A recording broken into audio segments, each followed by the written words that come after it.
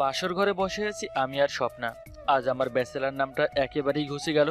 আমি এখন বিবাহিত, ভাবতেই লজ্জা লাগছে। স্বপ্না আমার বন্ধু সোয়ানের একমাত্র বোন, ফাজিলের হাড্ডি একটা। স্বপ্না এবার অনার্স শেষ করেছি। আমি রূপক, বাবা মায়ের একমাত্র সন্তান। লেখাপড়া শেষ করে আব্বুর বিজনেস দেখাশোনা করছি। অফিসে যাওয়ার পর থেকে আব্বু মাথা নষ্ট করে দিয়েছে বিয়ের কথা বলে বলি। স্বপ্নাকে আব্বু আম্মু সেই ছোট থেকেই পছন্দ করতো, তাই আমার সাথে বিয়েটা দিয়েই ছাড়লো। অনেক পরিচয় দিয়ে ফেলেছি। এদিকে বউ আমার রাগি রুখে তাকিয়ে আছে। কি হলো, এমন করে তাকিয়ে আছো কেন?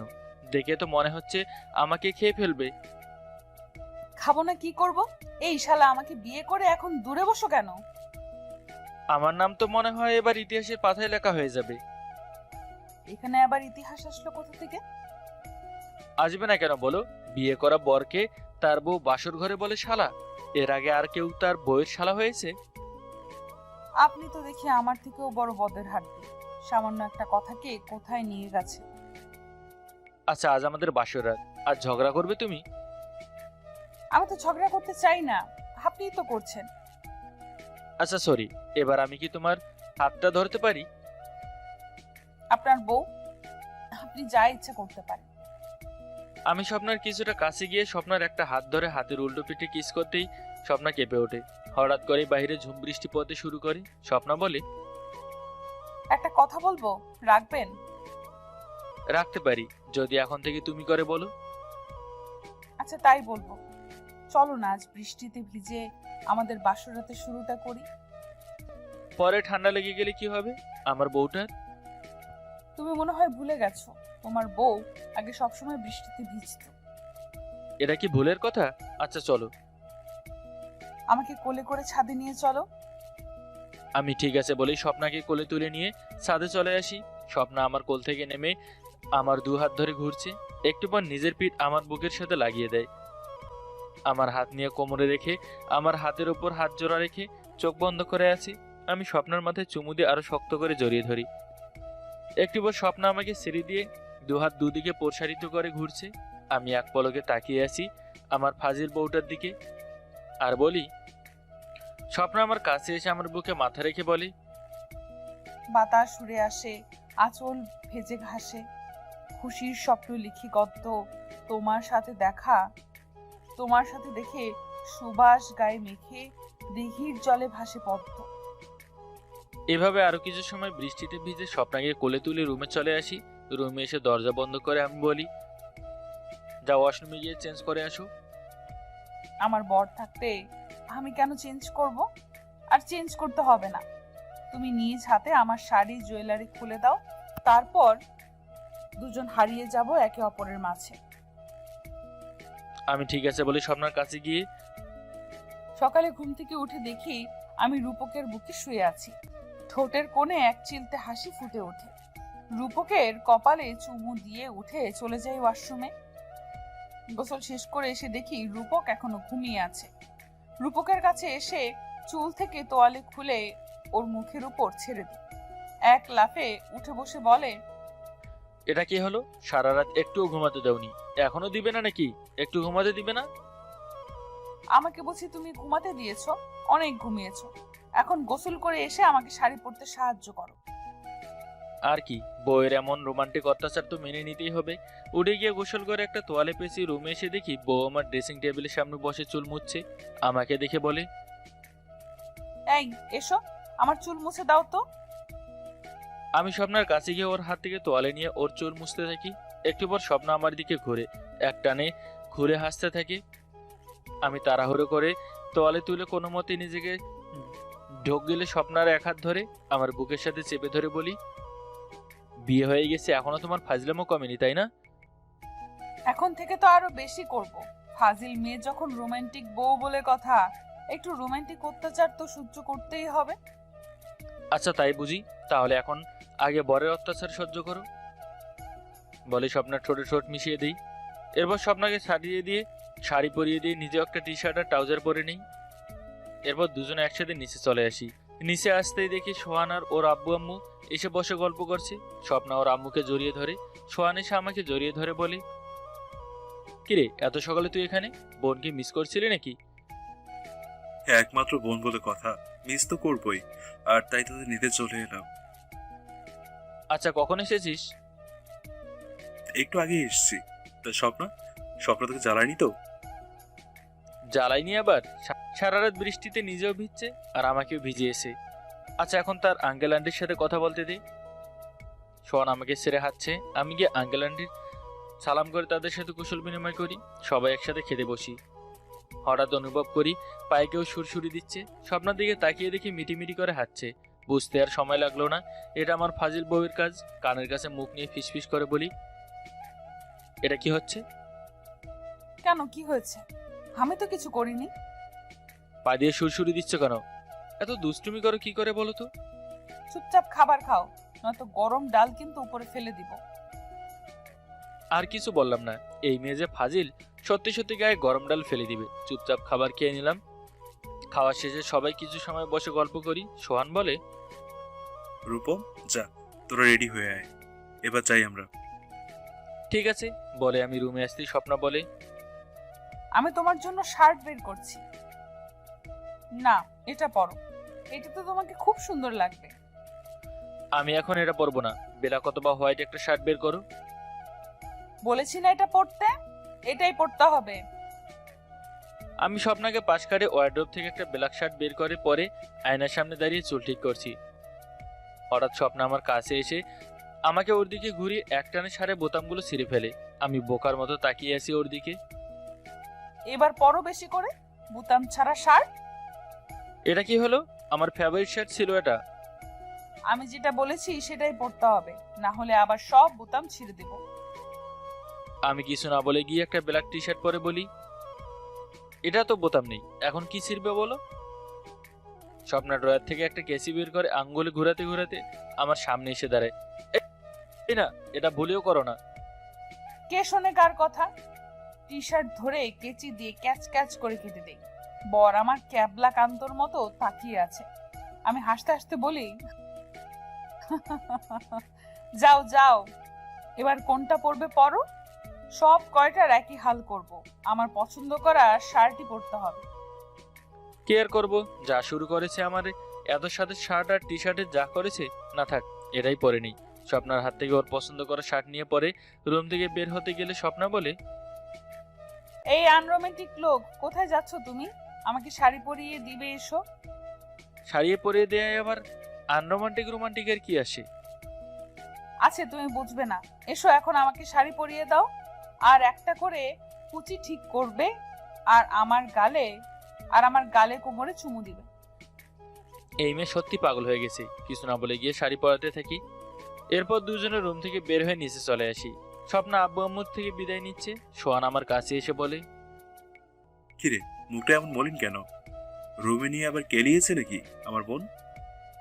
তোর বোন কখনো মানুষ হবে না। তুই জানিস কি করেছে? না বলে জানবো কি করে, কি করেছে? এরপর আমি সোহানকে সব বলি, কি করেছে একটু আগে। আমার কথা শুনে সোহান হাসছে।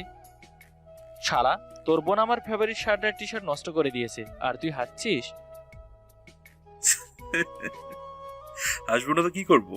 প্রথম দিনে এই অবস্থা, বাকি দিন যে তোর কি হবে তাই ভাবছি দুলা ভাই। হেসে লাভ নেই। তোর বোন আমার শার্ট নষ্ট করেছে, তুই কিনে দিবি।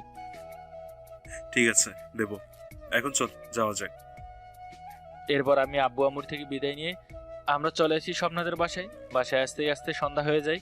রুমে বসে আছি। স্বপ্না চেঞ্জ করে আমার পাশে বসে আমাকে আমার বুকে মাথা রেখে বলে, রেগে আছো?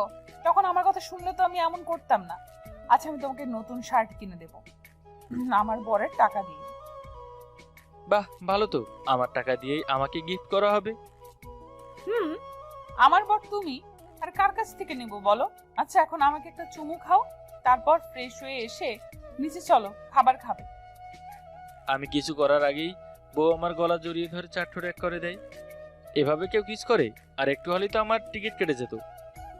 স্বপ্না আমার গালে চুমু দিয়ে বলে, মাত্র 5 মিনিটে এই অবস্থা? যাও ফ্রেশ হয়ে এসো, রাতে বোঝাবো কতটা পারি। বলে হাসতে থাকে। আমি ফ্রেশ হয়ে এসে দুজনে নিচে চলে আসি। এরপর সবাই একসাথে খাবার খেয়ে আমি আর সোহান ছাদে চলে আসি। দোস্ত, খুব সিগারেট খেতে ইচ্ছে করছে। স্বপ্ন যদি জানে তোকে আমি সিগারেট এনে দিয়েছি, তাহলে তোর আগে আমাকে পেটাবে। তুই শালা সত্যি একটা গাধা, বড় হয়ে ছোট বোনকে ভয় পাস। আর জানবে না যা, আরে জানবে না, যা তুই নিয়ে আয়। শোয়ান ঠিক আছে বলে রুমে থেকে সিগারেট নিয়ে আসে, দুজনে দুটো সিগারেট জ্বালিয়ে খেতে থাকি। হঠাৎ আমার চোখ ছাদের দরজার দিকে যেতেই দেখি স্বপ্ন আসছে। আমি সিগারেটটা নিচে ফেলে দিয়ে সোহানকে বলি, শোন শুধু শুধু কেন খাস এসব বলতো? কি আবল তাবল বলছিস? আর স্বপ্ন এখানে আসবে না এখন? আচ্ছা, আমি এখানে আসবো না তাই না? ভাইয়া আমাকে দেখে সিগারেট ফেলে দিয়ে ভয়ে ভয়ে রূপকের দিকে তাকায়। রূপক আমার কাছে এসে বলে, এবার তুমি বলো, সেই কখন থেকে বারণ করছি এসব না খেতে, শুনছেই না আমার কথা। বলেই সোহানাকে ইশারায় বলি চুপ থাকতে। সোহান রাগি লুকে তাকিয়ে আছে আমার দিকে। স্বপ্না সোহানের কাছে গিয়ে চুল ধরে নিচু করে পিঠের উপর দিয়ে ঝড় চালায়। বেচারা সোহান শনি মঙ্গল বুধ একসাথে সব দেখে নিল। আজকের পর যদি আর কখনো দেখি এসব খেতে, তাহলে এখান থেকে ধাক্কা দিয়ে নিচে ফেলে দিব। আমি নিচের দিকে তাকিয়ে ভয়ে ভয়ে বলি, আমি আর ভুল করে কোনোদিন এসব খাবো না বোন। এবারের মতো মাফ করে দে আমায়। মনে থাকে যেন। নিচে এসো, আপু ডাকছে তোমাকে, আর তুমিও এসো। বলি স্বপ্ন চলে যায়। সোহান আমার কাছে এসে আমাকে উত্তম মাধ্যম দিয়ে বলে, সালা দুলা ভাই, নিজের সিগারেট আনতে বলে আমাকে ফসিয়ে দেওয়া হয়েছে না? আর স্বপ্নে এসে আমাকে কেন বললি না? দোস্ত তোকে বলার আগেই দেখি তোর বোন সব দেখে ফেলেছে, নিজেকে তো বাঁচাতে হবে বল। বলি দুজন একসাথে হেসে দেই। এরপর নিচে এসে সবার সাথে গল্প করতে করতে রাত 10টা বেজে যায়। রাতের খাবার খেয়ে রুমে এসে স্বপ্নাকে বুকে নিয়ে ঘুমিয়ে পড়ি। পরের দিন বিকেলে স্বপ্নাকে নিয়ে বাসায় চলে আসি। এর পরের দিন থেকে আবার অফিসে যেতে শুরু করি। ভালোই কাটছে অফিস আর ফাজিল বউয়ের রোমান্টিক অত্যাচার।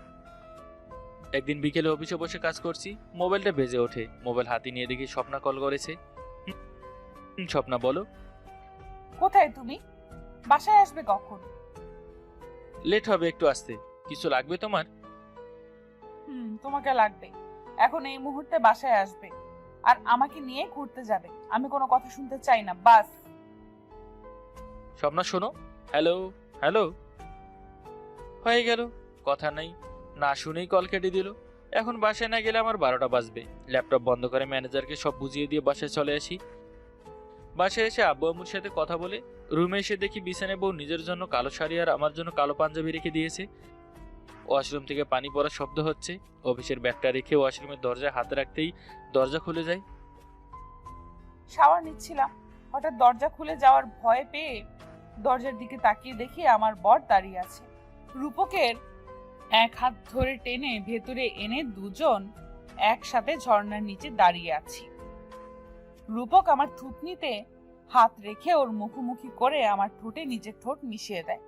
একটু পর দুজনে একসাথে শাওয়ার নিয়ে রুমে এসে চেঞ্জ করে আব্বু আম্মুকে বলে বাসা থেকে বের হয়ে একটা রিক্সা নিয়ে চলে আসি বুড়িগঙ্গা নদীর পাড়ে। একটা গাছের নিচে বসে আছি দুজনে। স্বপ্না আমার বুকে মাথা রেখে বসে আছে। আমি দু হাতে আমার বুকে জড়িয়ে নিই স্বপ্নাকে। স্বপ্নার কম্বলে চুমু দিয়ে বলি, নতুন করে তোমার আর আমার এক প্রেমের গল্প লিখবো আমি। আমার গল্প জুড়ে থাকবে শুধু তুমি আর তুমি। ভালোবাসার নীল চাদরে স্বপ্নগুলো জড়িয়ে ধরে একসাথেই চিরদিন থাকবো। তুমি আমার হবে, আমি তোমার হব।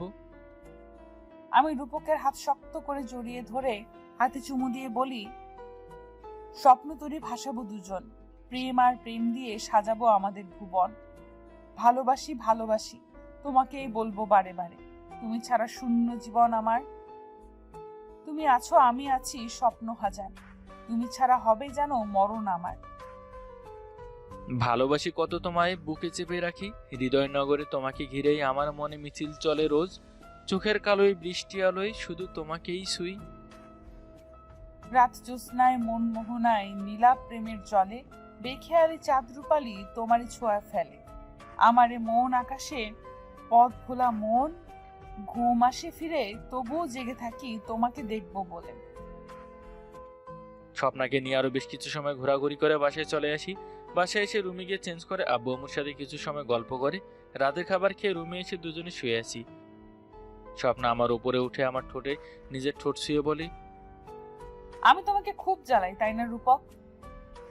কে বললো এই কথা? তোমার রোমান্টিক অত্যাচারগুলো আমার খুব ভালো লাগে, আর আমি চাই সারা জীবন তুমি এমনই থাকো, কখনো নিজেকে চেঞ্জ করো না। এই তোমাকে যে আমি ভালোবাসি। আমার দিনগুলো এখন কাটতেই চায় না তুমি ছাড়া। আমার চিন্তা ভাবনা সবকিছু জুড়ে শুধু তুমি আর তুমি। আমি এখন তুমি ছাড়া চলতেই পারবো না। আমি যতটুকু সময় অফিসে থাকি শুধু আমার দেহটাই ওখানে থাকে, আমার মন প্রাণ সবকিছুই তোমার কাছে থাকে। আচ্ছা, আমাদের মাঝে যদি একজন আসে তবে কেমন হয়? তুমি যদি চাও তাহলে আবার বিয়ে করতে পারি, আমার কোনো সমস্যা নেই। স্বপ্না আমার কথা শুনে বুকে এলোপাতাড়ি হাত পা ছুটছে। পাগলিটার দিকে তাকিয়ে দেখি চোখের পানি মুছে দিয়ে বলি, আর আমি তো মজা করছিলাম, আমি তো জানি তুমি আমার বাবুর কথা বলেছো। এমন মজা আর কখনো করবে না, তাহলে আমি মরে যাব। তোমাকে অন্য কারো পাশে দেখার আগে আমি পৃথিবী ছেড়ে চলে যাব। না স্বপ্না, এই কথা বলো না, আমি আর কখনো এমন মজা করব না। তুমি আমার জীবনে প্রথম আর শেষ ভালোবাসা। বলেই শক্ত করে জড়িয়ে ধরি স্বপ্নাকে। স্বপ্না ওর ঠোঁট দিয়ে আমার ঠোঁটের ও রোমান্টিক অত্যাচার শুরু করে দিয়েছে। আপনার আপাতত চোখ বন্ধ করে ফেলুন। যাওয়ার আগে লাইক, কমেন্ট করে আর শেয়ার করতে ভুলবেন না। আর এখন আমাদের চ্যানেলে সাবস্ক্রাইব না করলে পাশে থাকে অবশ্যই সাবস্ক্রাইব করতে ভুলবেন না। বিদায় নিচ্ছি, আল্লাহ হাফেজ।